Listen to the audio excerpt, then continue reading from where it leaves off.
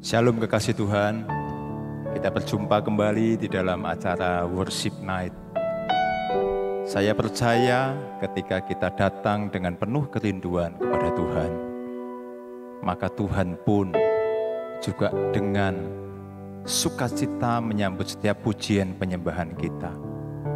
Karena kerinduan yang disampaikan dengan pujian dan syukur, itu akan menyenangkan hati Tuhan. Mari kita berdoa. Kami bersyukur kepadamu ya Tuhan, karena Engkau sungguh baik dalam setiap hari-hari kami. Kami mengucap syukur karena tangan-Mu yang tak terlihat itu selalu menopang kami Tuhan. Dan kami rindu Tuhan untuk senantiasa dekat dengan Tuhan. Malam hari ini kami mau mempersembahkan pujian kami kepadamu. Biarlah pujian ini menyenangkan hati-Mu Tuhan.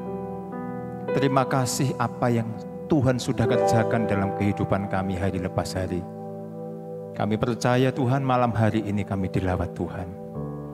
Malam hari ini kami boleh bersukacita oleh karena Tuhan ditinggikan dan dipermuliakan. Di dalam nama Tuhan Yesus Kristus, haleluya, amin.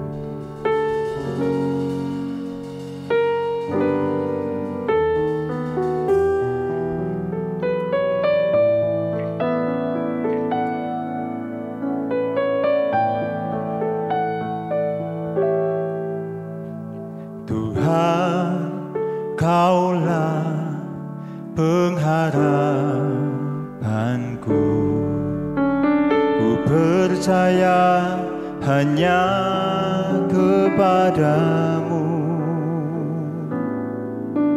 Yesus Allah perlindunganku, Engkau yang selalu ku puji. Tuhan, Kaulah pengharapanku, ku percaya hanya kepadamu. Yesus Allah perlindunganku, Engkau yang selalu ku puji. Mulutku penuh dengan pujian kepadamu ya Yesus Tuhan. Sepanjang hari ku beri penghormatan kepadamu ya Allahku. Tuhan,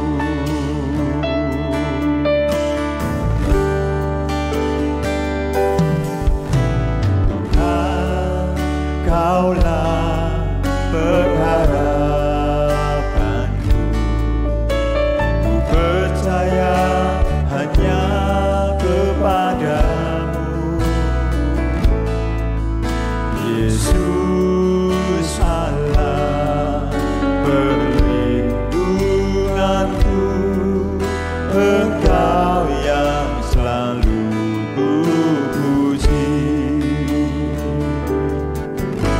Tuhan, Kaulah pengharapanku, ku percaya hanya kepadamu. Yesus Allah perlindunganku, Engkau yang selalu ku puji. Mulutku penuh dengan pujian kepada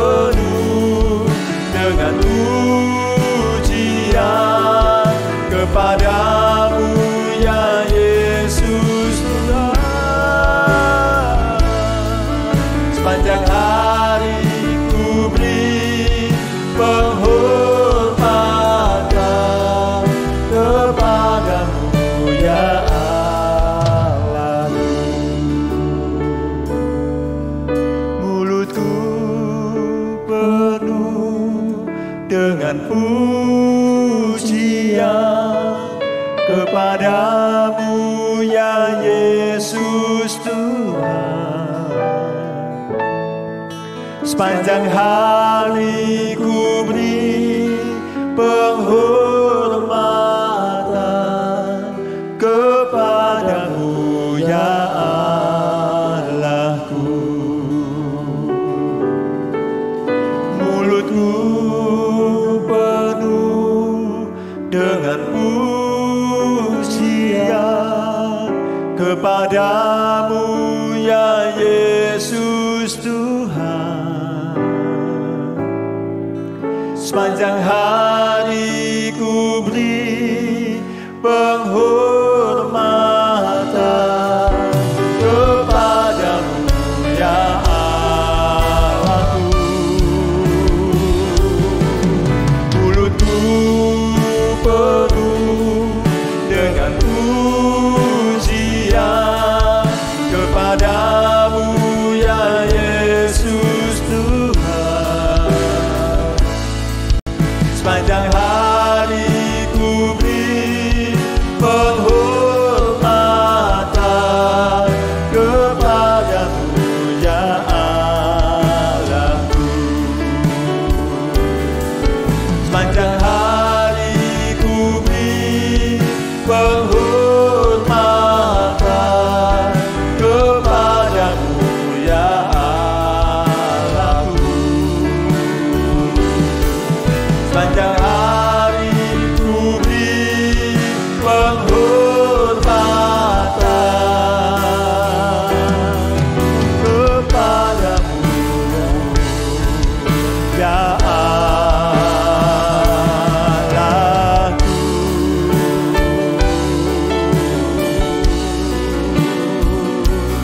Kami datang dalam setiap pujian kami, mulut kami penuh hanya bagimu Yesus.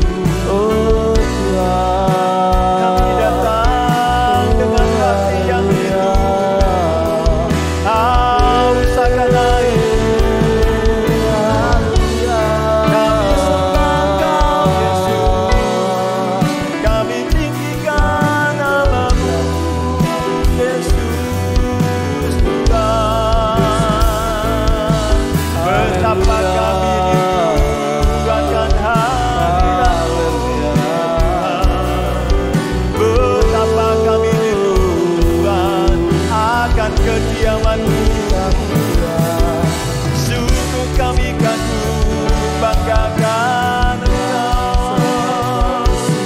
Tiada yang lain, tiada yang lain. Hanya Engkau yang termulia, Engkau yang terbesar, Engkau yang layak terima setiap pujian kami. Sembah sujud kami bagimu Yesus. Haleluya. Oh, haleluya.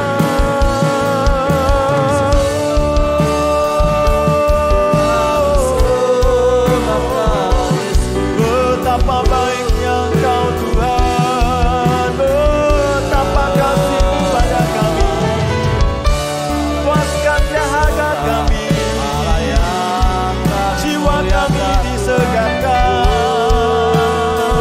hati kami dipuaskan oleh hadirat-Mu. Tenggelamkan kami Tuhan di dalam air-Mu Tuhan. Kami rindu akan pribadi-Mu, kami rindu akan pribadi-Mu. Oh Yesus, Yesus Tuhan, sungguh Engkau baik, sungguh Engkau ajaib. Perbuatan-Mu besar dan perkasa, sebab Engkau Tuhan yang besar mengatasi segalanya. Sungguh kami kagum akan Engkau. Haleluya. Oh,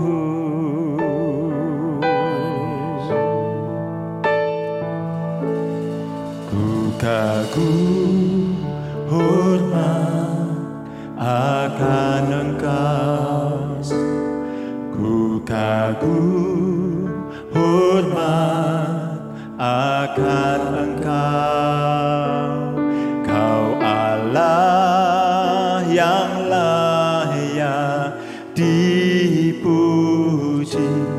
Ku kagum akan Engkau.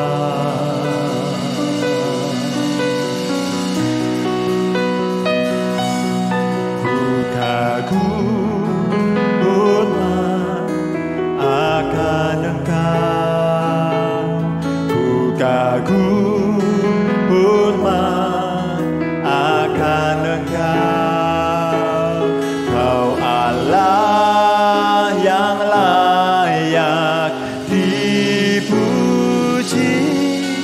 Ku kagum akan Engkau, ku kagum hormat akan Engkau, ku kagum hormat akan Engkau, Kau Allah yang layak dipuji.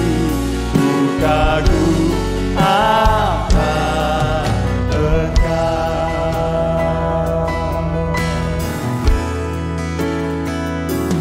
Kau sungguh indah tiada taranya, sungguh menakjubkan, sungguh ajaib untuk dimengerti, lebih dari semua yang ada. Hikmat-Mu tiada terselami, kasih-Mu dalam tak terduga. Kau sungguh indah tiada taranya, mulia dan berkuasa.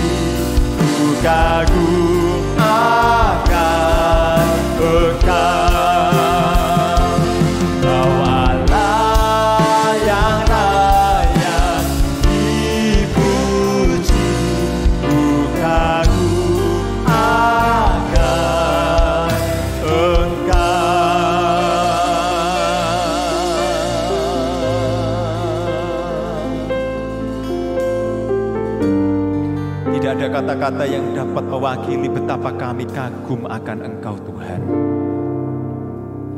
Tidak ada yang sebaik Engkau, tidak ada yang dapat melebihi kasih setia-Mu dan rahmat-Mu yang senantiasa baru setiap pagi dalam hidup kami. Sungguh kami dipuaskan oleh hadirat-Mu Tuhan. Untuk itu Tuhan, kami beroleh roh yang berani menghampiri tahta kasih karunia. Bukan roh ketakutan, karena Engkau selalu memegang tangan kami Tuhan. Di dalam setiap langkah kami, Engkau memberikan kami kemenangan. Untuk itu Tuhan, kami mau nyatakan, aku tidak akan takut. Aku tidak akan goyah. Imanku kepadamu Yesus. Terima kasih Bapa. Terima kasih Yesus. Haleluya. Ku tidak takut, sebab Kau besertaku.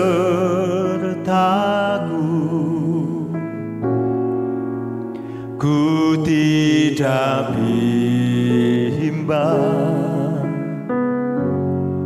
sebab Engkau Allahku. Engkau meneguhkanku, bahkan menolongku.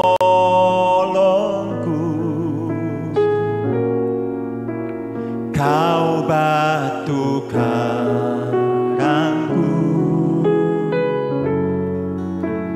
Yesus Tuhan.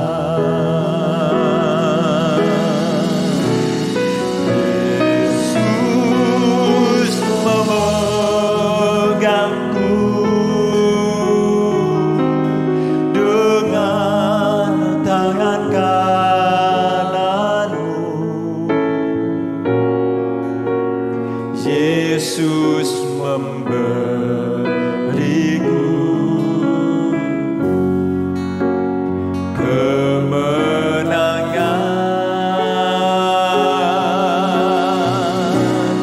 Yesus memegangku dengan tangan kananmu. Yesus memberiku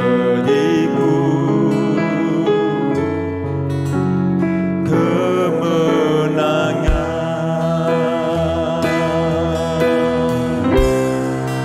Ku tidak takut, sebab Kau besertaku.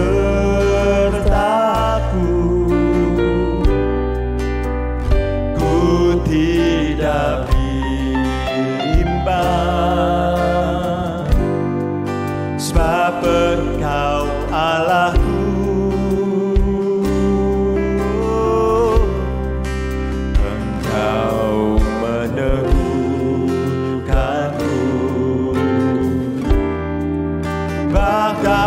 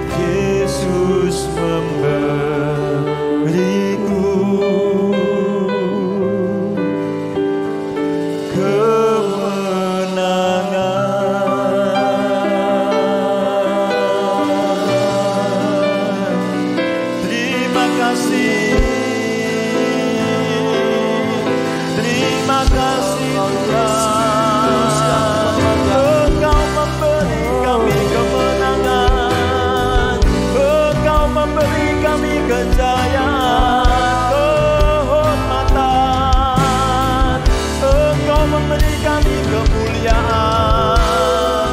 Daripadamu-lah kejayaan, kemuliaan. Terima kasih.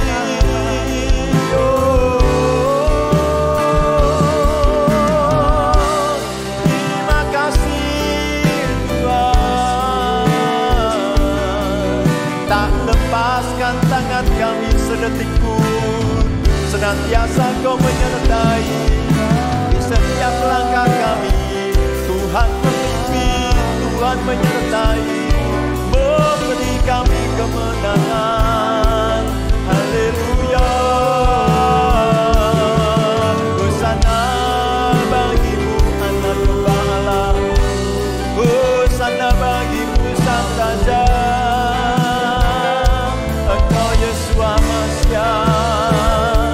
Terpujilah namamu Yesus, terpujilah namamu Tuhan. Terima kasih.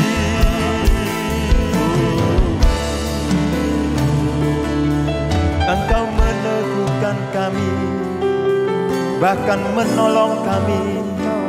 Sungguh Engkau batu karang yang terbukti, kerajaanmu tak tergoyahkan. Engkau segala-galanya, permata yang indah, takkan kami lepaskan. Sungguh Engkau Yesus yang termulia.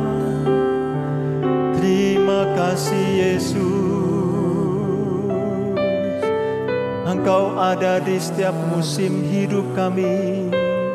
Tak Kau biarkan kami sendirian. Haleluya, haleluya, haleluya, haleluya.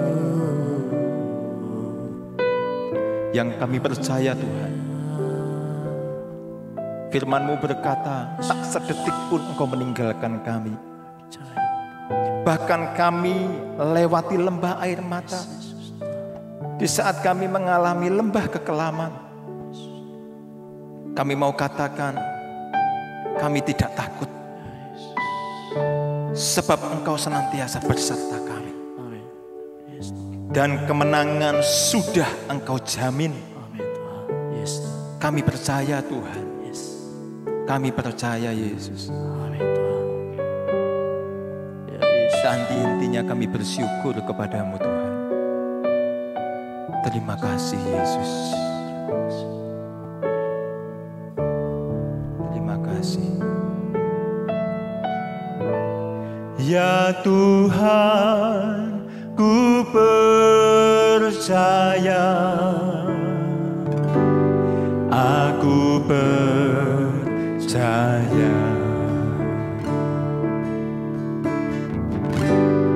Lewati lembah air mata, aku percaya. Firman-Mu ya dan amin, aku percaya.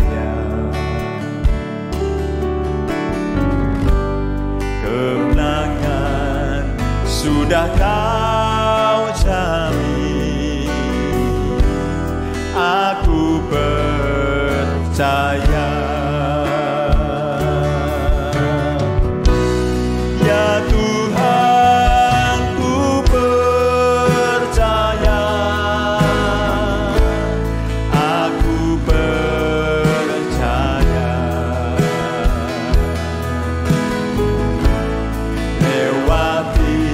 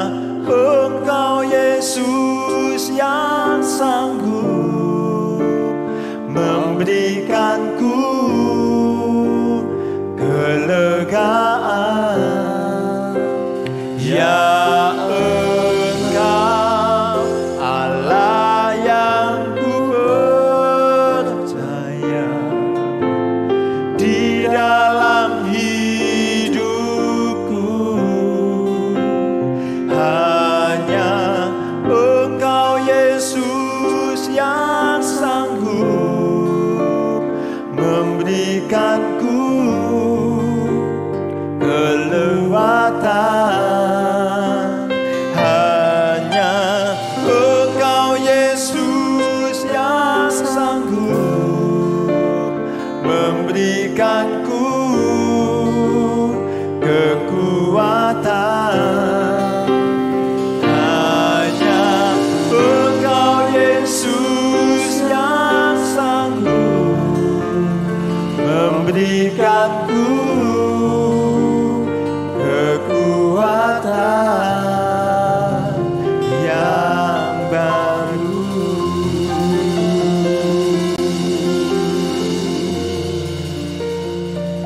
Terima kasih Tuhan. Begitu kami menikmati hadirat-Mu pada malam hari ini. Kami mau belajar mendengarkan firman-Mu, duduk diam di bawah kaki-Mu. Berfirmanlah Tuhan. Berikan kami telinga seorang murid dan hati sebagai hamba, untuk kami boleh menerima kebenaran firman-Mu itu. Sampaikan dengan sederhana Tuhan. Kiranya Roh Kudus memberikan kami hikmat, pewahyuan yang baru, supaya kami beroleh senantiasa petunjuk-Mu, untuk kami boleh semakin berkenan di hadapan-Mu. Kami naikkan syukur kami Tuhan, dan siap dengar firman-Mu di dalam nama Tuhan kami Yesus Kristus. Haleluya. Amin. Shalom saudara yang kasih dalam Tuhan Yesus Kristus. Apa kabar? Sehat dan sukacita selalu di dalam Tuhan Yesus, bukan? Haleluya. Hari ini saya akan sharing firman Tuhan yang bertema Better or Bitter, kebaikan atau kepahitan. Hari ini kita memasuki tahun yang katanya penuh dengan ketidakpastian dan tahun penuh dengan kesulitan. Masuk di dalam resesi, penuh berita yang menakutkan. Saat ini kita sudah memasuki era digitalisasi. Jiwa kita banyak dicekoi berita dari WA, dari feed sosial media, YouTube, email, dan lain sebagainya. Hal ini dapat meracuni sendi-sendi kehidupan sampai pada tahap ketakutan. Memang mustahil menjalani kehidupan yang tidak terpengaruh oleh apapun. Karena itu firman Tuhan memberitahu kita respon strategis yang dapat kita lakukan, yaitu soul detox, membersihkan racun-racun jiwa kita. Kita perlu tidak mencari bejana yang emas. Tuhan tidak mencari bejana yang emas dan tidak meminta bejana perak, tetapi Tuhan mencari bejana yang bersih. Di dalam Alkitab, segala kepahitan itu ada di dalam Efesus pasal 4 ayat 31 yang demikian bunyinya.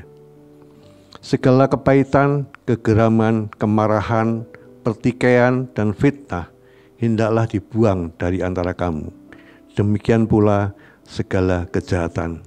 Ini adalah pesan Rasul Paulus kepada kita, bahwa kita harus membuang semua bentuk kejahatan yang adalah racun bagi kita, yaitu kepahitan, kegeraman, kemarahan, dan sebagainya yang meracuni pikiran dan hati kita. Coba perhatikan kalimat pertama, segala kepahitan atau bitterness. Saya percaya Paulus sengaja menaruh di pertama kepahitan, karena banyak di antara kita, orang-orang Kristen, mengalami kepahitan atau bitterness ini. Salah satu fungsi hati, yaitu detoksi hati kita, yaitu membersihkan dari zat-zat kimia yang tidak perlu dan berbahaya bagi tubuh kita. Contohnya obat-obatan. Ternyata kalau kita minum obat-obatan, banyak mengandung kimia dan banyak bahaya juga. Nah, salah satu fungsi hati kita yaitu mendetoksi zat-zat kimia itu, saudara. Jadi darah yang dialirkan ke seluruh tubuh akan menjadi darah yang bersih. Akibatnya tubuh kita menjadi sehat. Demikian juga kerohanian kita. Hati kita dapat membuang zat-zat yang berbahaya yang menjadi racun di dalam tubuh dan hati kita. Firman Tuhan mengatakan kita harus membuang racun itu, yaitu racun kepahitan, kegeraman, kemarahan yang dapat mengakibatkan pertikaian dan fitnah. Kepahitan, saudaraku, berasal dari bahasa Yunani pikria yang berasal dari kata pik atau runcing atau tajam. Ini yang berarti memotong dan tajam bentuknya. Dalam bahasa Inggris dikatakan melukai dan menusuk. Sesuatu yang tajam dan melukai. Dalam Alkitab Yunani bahasa Indonesia pikria ada beberapa pengertian. Menjadi pahit, bertingkah laku keras, iri hati, dengki dan sakit hati. Padahal di dalam kitab Ibrani pasal 12 ayat 15 mengatakan, jagalah supaya jangan ada seorang pun menjauhkan diri dari kasih karunia Allah, agar jangan tumbuh akar yang pahit, yang menimbulkan kerusuhan, dan yang mencemarkan banyak orang. Sangat menarik, saudara, bahwa kepahitan itu digambarkan sebagai akar. Akar dari sebuah pohon pasti tidak kelihatan. Setuju ya? Kalau kita melihat pohon yang tumbuh besar, kita bisa melihat batangnya, daunnya, bahkan kita bisa juga melihat buahnya. Tapi kita tidak pernah dapat melihat akarnya. Karena akarnya ada di dalam tanah. Nah, demikian juga kita kalau melihat orang, kita bisa melihat buahnya. Akar yang pahit akan menghasilkan buah yang pahit juga. Maka kalau kita mengalir kepahitan akan mempengaruhi keseluruhan hidup kita. Betapa pentingnya kita membereskan yang ada di dalam tubuh kita. Akarnya harus dibereskan, saudara. Karena akarnya menentukan secara jasmani dan kerohanian kita. Secara jasmani, seorang psikolog bernama Dr. Kirsten Worth, dia mempelajari kepahitan selama 15 tahun. Dia bilang kalau kepahitan dipendam untuk waktu yang lama, maka kepahitan bisa menunjukkan pola ketidaknormalan biologis atau gangguan biologis yang bisa mempengaruhi metabolisme, respon imun, dan fungsi organ serta penyakit fisik. Para ilmuwan juga menyimpulkan bahwa kepahitan jika dibiarkan dapat mempengaruhi hormonal dan kekebalan tubuh. Orang yang pahit cenderung mempunyai tekanan darah tinggi dan denyut jantung yang kencang, sehingga rentan penyakit jantung dan lain-lainnya. Jadi orang yang menyimpan kepahitan gampang kena sakit penyakit, saudara. Nah, dampak rohani bagi orang kepahitan, maka kerohaniannya tidak dapat tumbuh dengan baik dan maksimal. Orang yang menyimpan kepahitan juga doanya terhalang.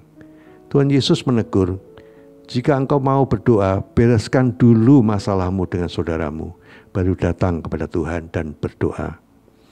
Doa yang terhalang, Tuhan tidak akan dengar. Dan yang berbahaya lagi, berkat Tuhan akan terhalang. Orang yang kepahitan akan menghalangi berkat Tuhan yang akan turun bagi dia. Saya percaya setiap orang yang pernah dilukai hati, membuat kita sakit hati itu adalah normal, saudara. Tapi tidak boleh, saudara, itu harus diobati. Yang tidak boleh kita diamkan terus kita simpan, maka sakit hati itu akan berakar semakin dalam dan menjadi kepahitan. Kita adalah manusia yang mempunyai perasaan, bukan robot. Dan kepahitan ini akan merusak hubungan kita dengan sesama, merusak hubungan kita dengan Tuhan juga, dan membuat perilaku kita menjadi perilaku yang tidak baik. Maka seperti fungsi hati secara fisik,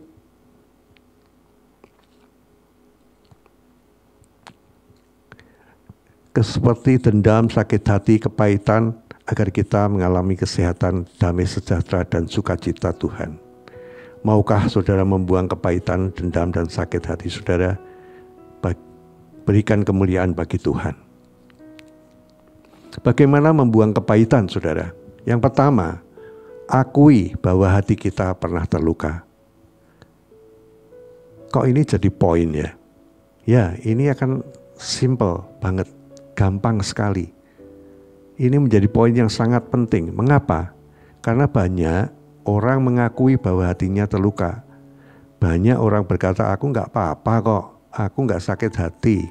Tapi setiap namanya disebut, hatinya kesel, saudara.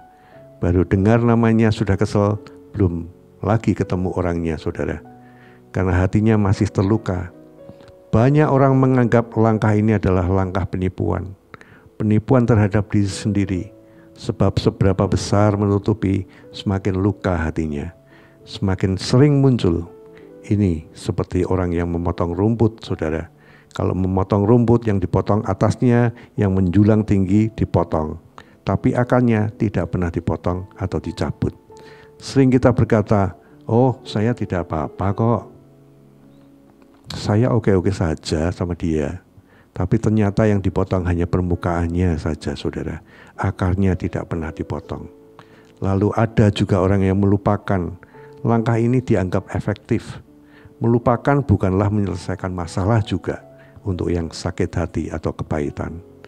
Sering kita dengar, oh saya sudah lupain kesalahan dia. Dan kita pikir itu sudah beres. Ternyata melupakan itu tidak menyelesaikan kepahitan. Sebab melupakan seumpama orang yang menggali dalam-dalam dan mengubur segala sesuatu yang tidak menyenangkan itu ke dalam lubang. Apa yang terjadi, saudaraku? Yang terjadi adalah pembusukan. Dan pembusukan semakin menimbulkan kerusakan yang lebih besar lagi. Karena tidak pernah diselesaikan. Cuma dikubur saja, dilupakan saja. Jadi penting mengakui kalau hati kita terluka. Dan kalau tidak diselesaikan, akan makin besar kerusakannya. Ciri-ciri orang kepahitan adalah 1. Bersikap acuh, cuek, gak peduli sama orang, sinis, cemberut seperti istri lagi tanggal tua, senang mengkritik, kata-katanya tajam. Saya tidak pernah terhina dari orang yang menghina. Wah, luar biasa, saudara. 2. Bersikap menutup diri, tidak mau bergaul, takut hatinya terluka, dan tidak mau bergaul mirip orang yang pernah melukai dia. Bersikap menyerang, lebih baik saya menyerang duluan sebelum saya diserang. Jadinya brutal. Yang 3, baperan, dikit-dikit tersinggung, sensitif, mudah terpojok, sulit mengakui kesalahan, tidak mau terima nasihat, berpikir negatif thinking. Baru ada kucing berantem, dia lewat, kucingnya berhenti, dia berpikir, wah kucingnya sedang menggunjingkan saya. Yang 4, memiliki jiwa yang labil, mudah berubah-ubah, saudara. Ababil atau anak ABG yang labil, dari yang mudah bergaul, tiba-tiba berubah menjadi pemarah.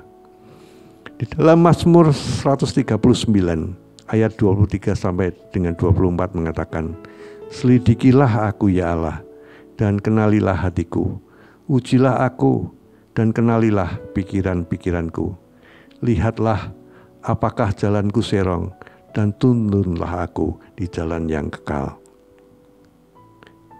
Saudara perlu mengakui di hadapan Tuhan, karena Tuhan melihat hati kita. Karena manusia tidak dapat melihat dalamnya hati manusia. Hanya Tuhan yang bisa melihat jauh ke dalam hati kita. Ini adalah langkah awal dan keseriusan kita untuk mengakui luka hati kita yang sangat penting. Jangan menipu diri sendiri, tapi akui dengan jujur sebagai tanda saudara mau disembuhkan Tuhan dari sakit hati. Di Alkitab kita mengenal seorang yang bernama Yusuf. Yusuf mengalami dibuang saudara-saudaranya, diperlakukan tidak adil.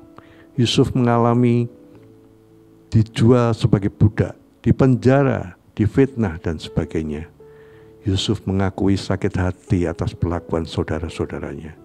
Di dalam Kejadian 50 ayat 20, memang kamu telah mereka-rekakan yang jahat terhadap aku, tetapi Allah telah mereka-rekakannya untuk kebaikan, dengan maksud melakukan seperti yang terjadi sekarang ini, yakni memelihara hidup suatu bangsa yang besar.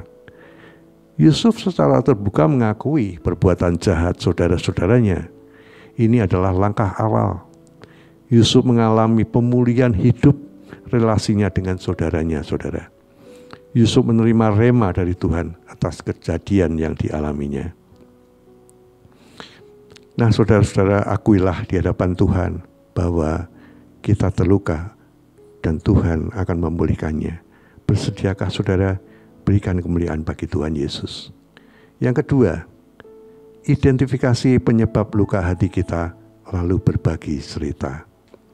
Saudara harus mengenali penyebab luka hati kita untuk mempermudah kesembuhan hati kita.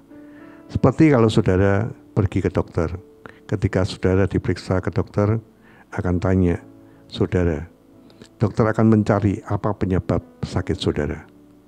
Demikian juga sakit hati kita, bertanya pada diri kita sendiri, apa yang menyebabkan sakit hati kita. Saudara mulai mengidentifikasi, misalnya kehilangan harapan. Mungkin saudara pernah diberi harapan, hadiah, tapi ternyata tidak terjadi. Lama-lama saudara menjadi kecewa. Dari kecewa semakin menumpuk jadi sakit hati. Dan akhirnya jadi kepahitan. Ada lagi yang diperlakukan tidak adil.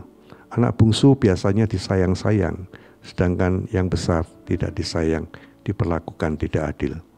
Menjadikan sakit hati, ada juga yang dihina dan dibuli. Dari sejak kecil dibuli menjadi sakit hati. Ada film Korea yang berjudul The Glory. Tahukah saudaraku? Nah, banyak yang mengerti tentunya ya. Menceritakan seorang wanita yang mengalami kekerasan dan bulian di masa kecil. Ketika ia besar, ia membalas dendam. Ia membuat balas dendam itu dengan begitu rapi, sehingga orang yang membuli itu akhirnya gantian dibuli oleh dia. Ya, inilah ciri-ciri orang yang sakit hati. Untuk itu saudara perlu sharing dengan orang lain yang dapat dipercaya. Saudara perlu membagi beban pada orang lain. Jangan saudara simpan pendam sendiri. Saudara menceritakan pada orang yang tepat tentunya, bukan kepada orang yang tidak tepat. Saya di Jakarta ikut Komsel yang disebut KOR. Di situ saya bertumbuh karena saya saling sharing, berbagi beban, dan saling tolong-menolong untuk meringankan beban. Saya diberikan pelayanan, diberi kepercayaan ikut aktif dalam pemerhati saudara seiman.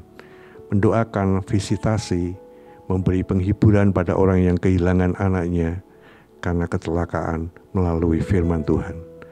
Juga ikut di dalam pujian. Saya pikir tidak bisa melayani, tapi Tuhan mengasihi saya.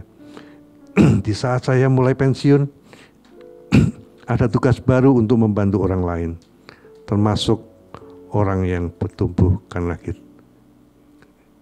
kehilangan mamanya. Di KOR itu saya melihat orang yang luka hatinya karena orang tuanya. Dia benci dengan papahnya karena papahnya menikah lagi.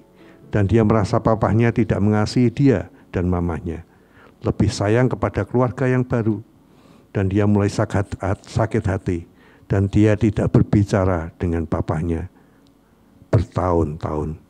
Pada waktu itu di KOR kita sedang membahas tentang kasih, tentang mengampuni, dan dia tertegur oleh firman Tuhan. Dia menghampiri saya, dia sharing apa yang dia alami. Dia mengalami sakit hati, luka hati. Saya katakan, coba doakan papahmu. Tuhan, aku ampuni papahku. Lalu ada damai sejahtera di dalam hatinya. Saya anjurkan dia telepon papahnya. Wah, dia takut saudara. Bagaimana kalau papahnya marah? Kamu berdoa dulu, saya bilang. Ikutkan Tuhan menjamah hati papahmu. Dia lakukan saudara. Dia doa dan telepon papahnya. Dalam kecemasan, dia mulai telepon papahnya, mau terima atau tidak. Dan ketika dia telepon, Roh Kudus menjamah hati papahnya. Dan papahnya menyambut dia. Dia bilang, "Pah, aku mau minta waktu ketemu dengan papa." Papahnya setuju dan singkat cerita akhirnya mereka bertemu, terjadi rekonsiliasi. Papahnya memeluk dia dan mereka saling berpelukan. Tepuk tangan untuk Tuhan Yesus. Dia mengalami pertumbuhan rohani yang luar biasa. bahkan dia sudah menjadi core leader. Di dalam Galatia 6 ayat 2 mengatakan, bertolong-tolonglah menanggung bebanmu, demikianlah kamu memenuhi hukum Kristus. Jangan saudara tanggung sendiri beban sakit hati itu. Saudara mulai share pada orang lain, orang yang tepat dan teman yang seiman kepadamu. Sepelayanan ataupun mentor yang baik kepadamu. Mereka bisa menolong saudara sehingga saudara dapat kesembuhan dari luka hati. Berikan kemuliaan bagi Tuhan Yesus.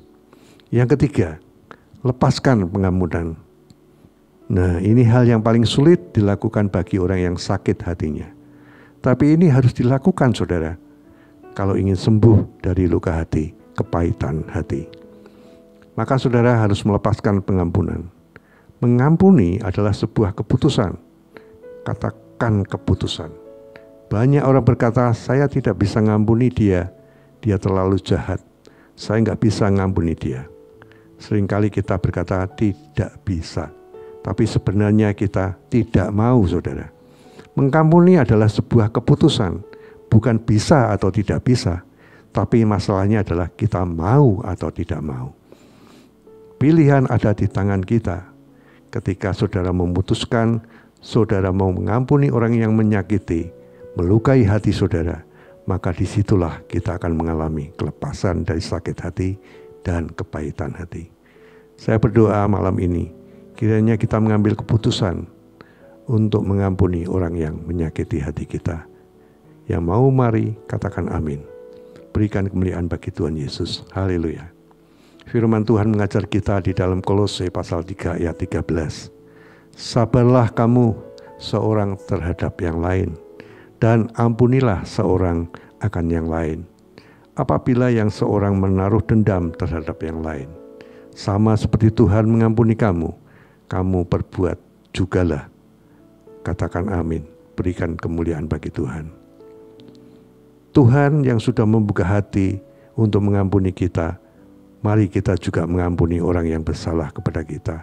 Sebab itu, untuk dapat melakukan pengampunan, saudara harus percaya kepada Yesus.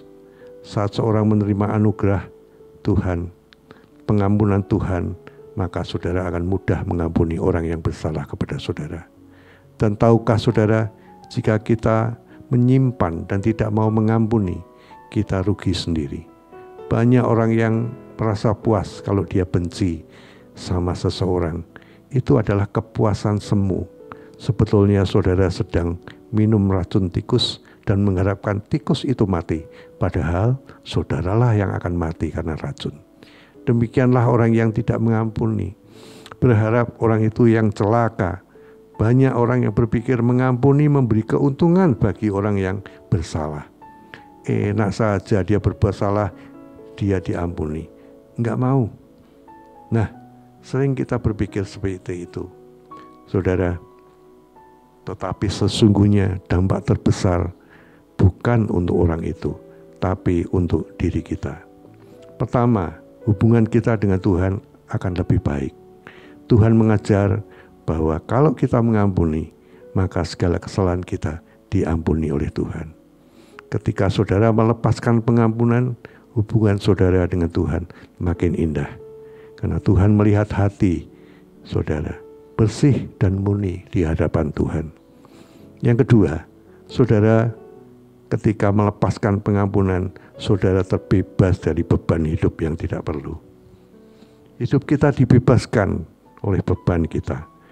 Selama kita menyimpan pengampunan, kita seperti memikul sampah yang kita pikul terus-menerus kemanapun kita pergi. Sebetulnya sampah itu harus kita buang. Makanya saudara, nampaknya berat hidup kita karena menggendong tumpukan sampah yang tidak berguna. Saudara simpan kepahitan seperti saudara membawa sampah. Saya percaya saat kita melepaskan pengampunan, beban itu akan hilang. Coba dipraktekkan. Yang percaya katakan ampuni. Dan kita pasti ingat di dalam Markus pasal 11 ayat 25 dan 26 mengatakan, dan jika kamu berdiri untuk berdoa, ampunilah dahulu sekiranya ada barang sesuatu dalam hatimu terhadap seseorang. supaya juga Bapamu yang di surga mengampuni kesalahan-kesalahanmu. Tetapi jika kamu tidak mengampuni, Bapamu di surga juga tidak akan mengampuni kesalahan-kesalahanmu. Ini firman Tuhan, saudara, yang harus kita perhatikan dengan sungguh-sungguh. Sekali lagi, pengampunan adalah keputusan dan beban saudara akan terlepas. Terus selanjutnya bagaimana? Install firman Tuhan ke dalam hati dan pikiran kita. Hati kita yang sudah kosong setelah membuang sampah, isi dengan firman Tuhan. Di dalam Mazmur 119 ayat 11 dikatakan, di dalam hatiku aku menyimpan firman-Mu, sehingga aku tidak akan berdosa terhadap-Mu. Baca firman Tuhan setiap hari, saudara, karena orang yang mengisi hati dan pikirannya dengan firman Tuhan tidak akan berbuat dosa lagi. Filipi pasal 4 ayat 8. Jadi akhirnya saudara-saudara, semua yang benar, semua yang mulia, semua yang adil, semua yang suci, semua yang manis, semua yang sedap didengar, semua yang disebut kebajikan dan patut dipuji, pikirkanlah semuanya itu. Saudara mulai ganti pikiran-pikiran negatif dengan pikiran positif. Seperti Yusuf, dia disakiti saudara-saudaranya, tapi dia melihat ke depan bahwa saudara Tuhan memelihara masa depan bangsa Israel. Saya tutup dengan quote yang mengatakan, we cannot choose what comes to us in life, but we can choose how we respond to it, and that's all is what determines whether we become better or bitter. Kita tidak dapat memilih yang datang di dalam hidup kita, tetapi kita memilih bagaimana kita menanggapi atau meresponnya, dan itulah yang menentukan kita lebih baik atau lebih pahit. Jadi semua yang mendatangkan di dalam hidup kita tergantung bagaimana kita meresponnya, untuk kebaikan atau untuk kepahitan di dalam hidup kita. Haleluya. Amin. Kau Tuhan jadi andalanku, hanya Kau Tuhan yang ku percaya. Di saat aku sudah tak mampu, hanya Yesus sanggup melakukannya. Kau Tuhan jadi andalanku, hanya Kau Tuhan yang ku percaya. Di saat aku sudah tak mampu, hanya Yesus sanggup melakukannya. Aku percaya ada mujizat. Aku percaya Tuhanku dahsyat. Perbuatan ajaib telah dikerjakannya. Aku percaya ada mujizat.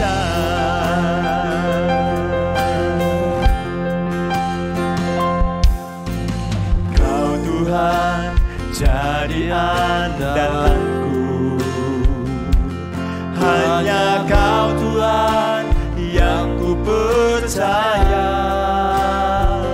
Di saat aku sudah tak mampu, hanya Yesus sanggup melakukannya. Aku percaya ada mujizat.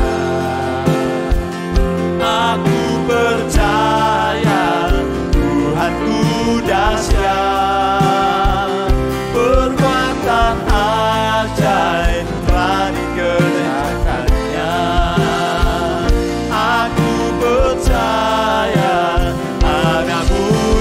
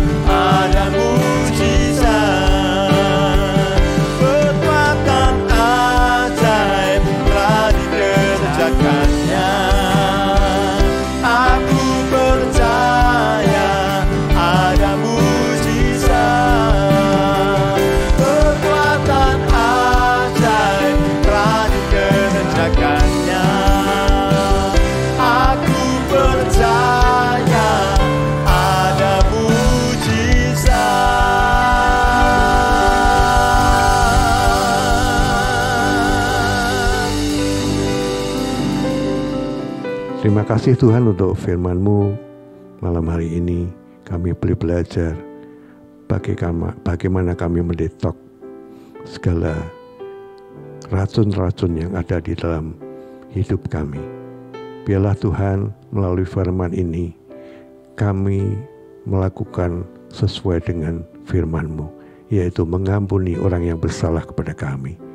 Terima kasih Tuhan untuk ajaran-Mu malam hari ini. Biarlah firman-Mu tertanam selalu dalam hidup kami, dan hidup kami boleh Engkau pakai sebagai kepanjangan tangan Tuhan untuk mengampuni orang-orang di sekitar kami yang bersalah kepada kami. Di dalam nama Tuhan Yesus, hamba berdoa dan mengucap syukur. Haleluya. Amin.